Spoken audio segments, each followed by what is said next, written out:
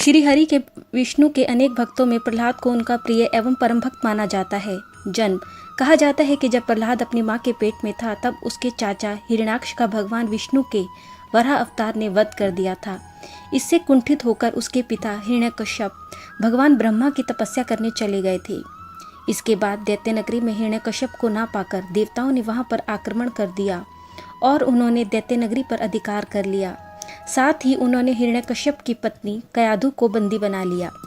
इंद्रदेव कयाधु को बंदी बनाकर अपने साथ ले जाने लगे कि नारद मुनि ने उन्हें रोक लिया। नारद मुनि ने इंद्र से कहा कि तुम एक गर्भवती स्त्री पर अत्याचार नहीं कर सकते, और वह भी तब जब उसके गर्भ में भगवान विष्णु का भक्त पल रहा हो।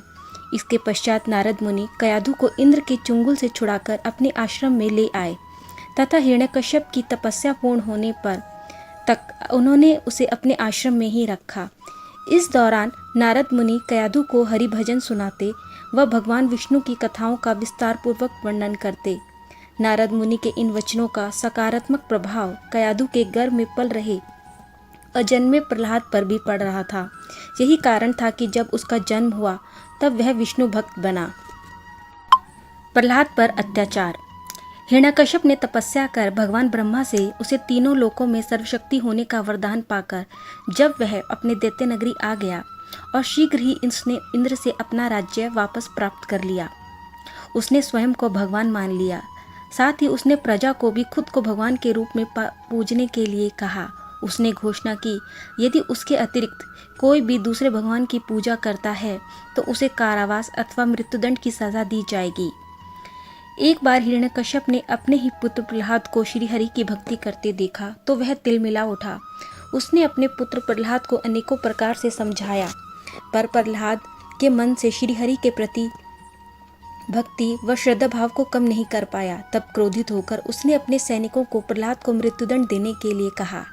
उन सैनिकों ने प्रहलाद पर अनेक प्रकार के अस्त्र शस्त्रों से आघात किए, पर प्रहलाद को कुछ भी नहीं हुआ। उन्होंने प्रहलाद के हाथ पैर बांधकर समुद्र में डाल दिया, परंतु उनकी रक्षा के लिए श्री हरि स्वयं आए और वे बच गए। उन सब ने प्रहलाद को पर्वत शिखर से गिराया, अनेक विषैले सांपों से डसवाया, पर भगवत कृपा से प्रहलाद को कुछ भी नहीं हुआ। रसोइयों के द्वारा विष भरा भोजन देने पर भी प्रहलाद उसे पचा गए।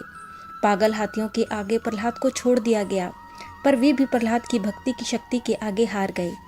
इतने प्रयासों के विफल होने के बाद हिरण्यकश्यप ने अपनी बहन होलिका को बुलाया, जिसे वरदान था कि अग्नि उसे नहीं जला सकती। वह प्रहलाद को लेकर गोद में अग्नि पर बैठ गई, पर होलिका जलकर स्वयं भस्म हो गई और प्रहलाद बच गए। प्रहलाद के श्री हरि के प्रति श्रद्धा और भक्ति भाव ने उन्हें हर प्रकार के अत्याचारों से बचाया।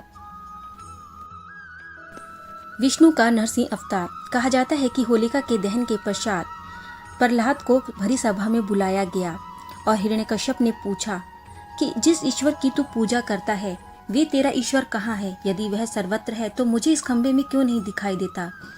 तब प्रहलाद ने कहा कि मुझे तो वे इस खंबे में भी दिखाई दे रहे हैं। हिरण्यकश्यप ने प्रहलाद को चुनौती दी कि यदि वे अपने अभी भगवान को बुलाते हैं तो वे इसकी भक्ति को मान जाएंगे। उसी समय प्रहलाद की प्रार्थना पर उस खंबे से एक भयंकर शब्द घोष हुआ और खंबा टूटने की आवाज हुई।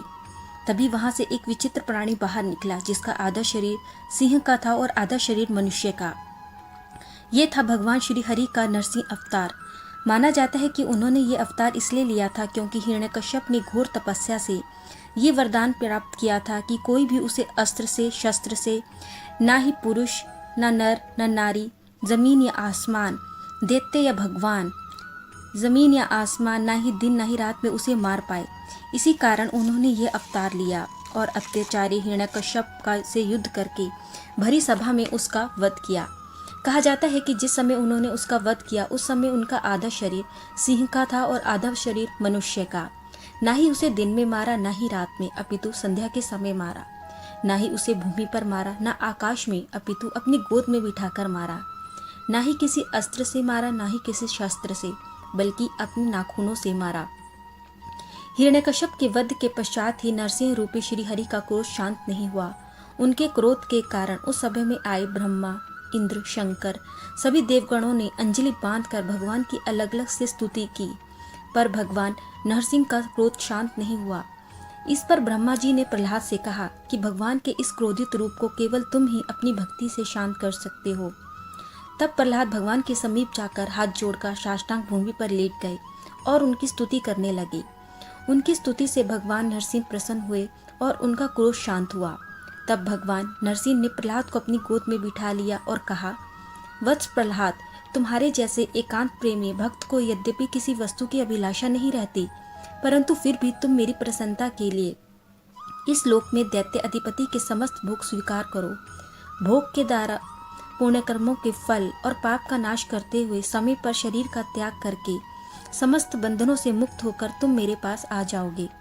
देवलोक में भी लोग तुम्हारी विशुद्ध कृति का गान करके यह कहकर भगवान नरसिंह अंतर्ध्यान हो गए। विष्णु पुराण में पराशर जी कहते हैं कि भक्त प्रहलाद की कहानी जो मनुष्य सुनता है उसका पाप शीघ्र नष्ट हो जाता है। पूर्णिमा, अमावस्या, अष्टमी और द्वादशी में इसे पढ़ने से मनुष्य को गोदान का फल मिलता है। जिस प्रकार भगवान ने प्रहलाद जी की सभी विपदाओं से रक्षा की थी, उसी प्रकार वे सर्वदा उसकी भी रक्षा करते हैं जो उनका चरित्र सुनता है। धन्यवाद।